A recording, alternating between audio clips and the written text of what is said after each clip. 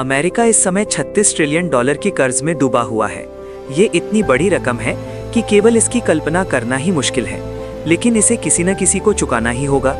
बहुत से लोग मानते हैं कि चीन अमेरिका का सबसे बड़ा कर्जदाता है, और सच्चाई यह है कि चीन के पास अमेरिका का लगभग 750 बिलियन डॉलर का कर्ज है।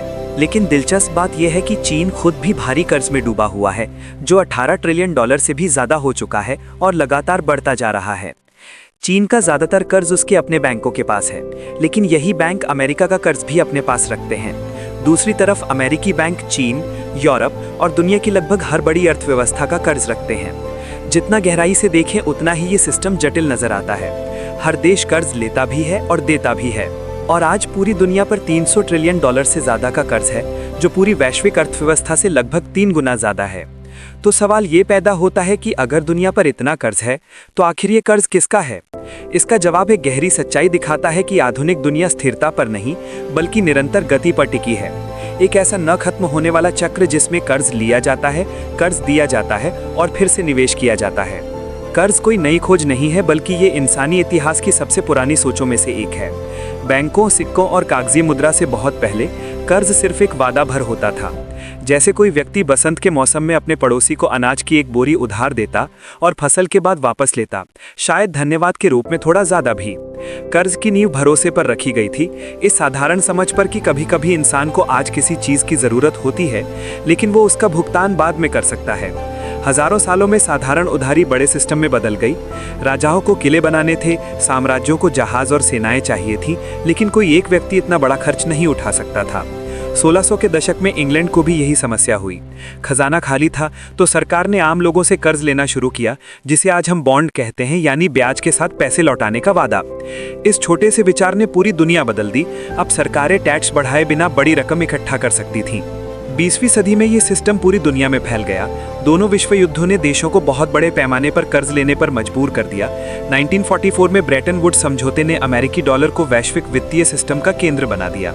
लेकिन जब अमेरिका ने जरूरत से ज्यादा नोट छापे तो उनके पीछे सोना कम पड़ने लगा। 1971 में राष्ट्रपति निक्सन ने गोल्ड स्टैंडर्ड खत्म कर दिया और उसके बाद मुद्रा फियाट मनी बन गई, यानी ऐसी करेंसी जिसकी कीमत सोने चांदी से नहीं बल्कि सिर्फ सरकार के आदेश से तय होती है। इसके बाद सरकारों के लिए पैसा बनाना आसान हो गया और वैश्विक कर्ज तेजी से बढ़ने लगा। 1980 के बाद देशों ने समझ लिया कि कर्ज सिर्फ जंग के लिए नहीं बल्कि आर्थिक विकास के लिए भी इस्तेमाल किया जा सकता है। सरकारों ने स्कूल बनाने, सड़कें सुधारने, नौकरियां पैदा करने और मंदी से बाहर निकलने के लिए कर्ज लेना शुरू किया। इस तरह कर्ज पूरी दुनिया में विकास का इंजन बन गया। आज वैश्विक कर्ज 300 ट्रिलियन डॉलर से ज्यादा हो चुका है। अगर इस रकम को समझने की कोशिश करें तो 1 मिलियन डॉलर के नोटों की गेंद 30 मंजिला इमारत जितनी ऊंची हो जाएगी। 1 बिलियन डॉलर के नोटों की लाइन आसमान में 100 किलोमीटर तक पहुंच जाएगी। लेकिन 300 ट्रिलियन डॉलर ये इतनी बड़ी रकम है कि आप चांद तक जाकर 50 बार वापस आ सकते हैं। जब पूरी दुनिया इतना कर्ज ले रही है तो सवाल उठता है कि आखिर ये पैसा उधार कौन दे रहा है? चौंकाने वाली सच्चाई ये है कि आधुनिक दौर में कर्ज सीधी रेखा में नहीं बल्कि एक चक्र की तरह घूमता है। अमेरिका, जो दुनिया का सबसे ज्यादा कर्जदार देश है, असल में अपने ही करीब 70% कर्ज के लिए अपने ही नागरिकों का कर्जदार है। जब लोग बैंक में पैसा जमा करते हैं तो वो पैसा वहां पड़ा नहीं रहता। बैंक उस पैसे को सुरक्षित जगह निवेश करते हैं और सबसे सुरक्षित निवेश सरकारी बॉन्ड माने जाते हैं। आज अमेरिकी बैंकों के पास लगभग 1.8 ट्रिलियन डॉलर के अमेरिकी बॉन्ड हैं। पेंशन फंड, इंश्योरेंस कंपनियां और निवेश करने वाली संस्थाएं भी यही करती हैं। जब सरकार अपने कर्ज पर ब्याज चुकाती है तो वही पैसा फिर से इन्हीं संस्थाओं के पास लौट आता है और वे फिर से बॉन्ड खरीदते हैं। इस तरह एक ऐसा चक्र बन जाता है जिसमें पैसा कर्ज देने वाले से सरकार के पास जाता है और वापस फिर से कर्ज देने वाले के पास लौट आता है।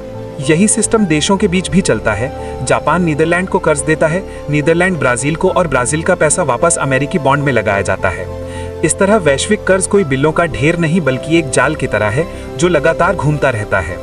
तो सरकारें पुराना कर्ज कैसे चुकाती हैं? जवाब सीधा है, वे नया कर्ज लेती हैं।